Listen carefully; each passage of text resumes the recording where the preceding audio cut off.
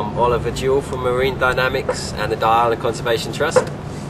And I'm Nick Jones, also from Marine Dynamics and the Dye Island Conservation Trust. And today we're going to show you how to paint tags to attach to great white sharks. Okay, well here we have a couple of our V16 temperature and pressure tags. These are the tags that we're tagging and tracking the sharks with. Now they're going to stay on the sharks for a little while, so what's quite important that we do is we cover them in anti-foulant paint. This stops things like barnacles and other marine organisms from attaching themselves to and starting to grow on the tags while they're in place on the sharks. Now we've got one with a base coat on, and then this one here is ready to have its anti-foulant paint painted on. Well, firstly, we're going to take off the magnet. Paper is very important. It's got all of the details of the tag on it, so we can tell which frequency to check for when we're actually looking for our shark.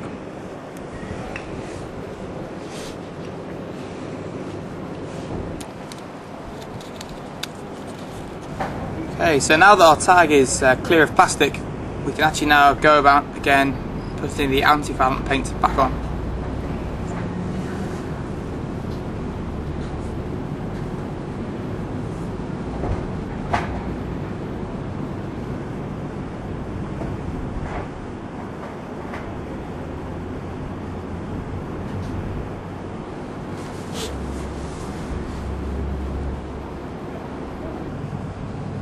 It's important that we don't cover over the area the magnet's going to go again, so we know where to put it. The magnet is basically an on-off switch for the tag, so when the magnet's in place, the tag will not ping and the battery is saved. Once the magnet is removed, the tag starts to ping, so this tag will be pinging now, and the battery life will start to decrease. We will have the magnet off when we do this painting. As soon as it's dry, we'll put the magnet back on until we're ready to deploy this tag. Our painted tag up to hang up and dry.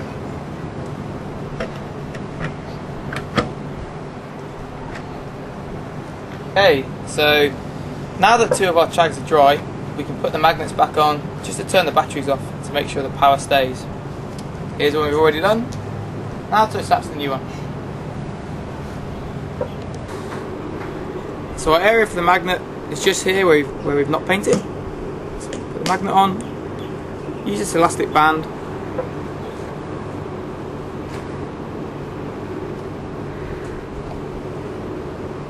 and now our magnet is nice and secure, switched off. And we can check with the hydrophone. Yep. Just check it still works. Alright, let's switch it off. Yeah. So there you go. No ping. So no ping at all. No ping. And the one without is ping. Yeah.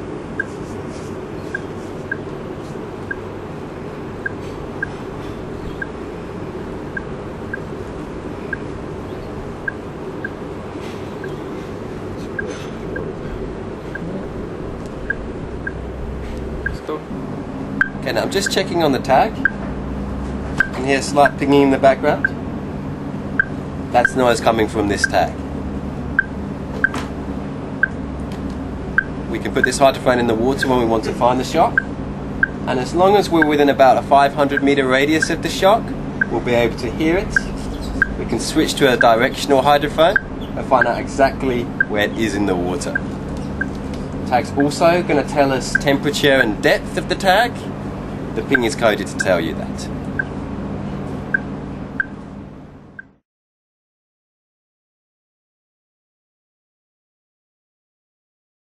Okay, so what we use to cover over our tag is anti-foulant paint. It's the same stuff that's used on the hull of boats, and essentially what that does is it prevents any organisms, invertebrates, algal species from actually covering over the tag.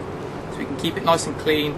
We can maintain the ability to track our shark around the bay throughout the time that it stays on the shark. So for about a 3-month period.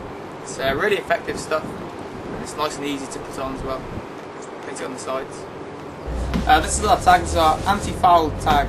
So this is now going to let me dry off, and then we'll look to attach it to another great white shark sometime this week. What to do? We look to attach our tag just here below the dorsal fin of the shark. So a nice meaty area, lots of muscle in there, a good area to attach to, and also a very kind of painless area for the shark. So I'll just go in here like this, drift back with any movement, any forward movement of the shark. So just keeping it nice and streamlined still. The little barb on the top is the dart piece that will keep the tag actually attached to the shark. So we'll use a tagging pole, put it in the side of the shark, and this dart will stop it from coming out again so it can stay in. Very important little piece of plastic. The barb is virtually painless to the shark, so it's no real disadvantage to them. It's a good, easy and effective way of keeping it attached to the shark and minimalising any kind of pain to the shark. Well, these tags are going to allow us to find the fine scale movements of the sharks within the bay. Once the tag's in place, we'll be able to hear where the shark is, and as long as the weather's good, we can follow it for up to 24 hours a day or longer. We can see how often it's hunting, exactly how it's doing its hunting, and where it moves in between times. Tags are worth about $800 US each, so they're very expensive. We have to treat them with care. We can't tag every shark that we see, and when we tag a shark, we have to make sure we get as many hours as possible tracking the shark. So it's also very important that we look at the sharks. Being in a bay with a lot of cage diving boats, one of the reasons we look to tag them and track them is trying to make sure that the sharks aren't becoming conditioned to being around the cage diving boats.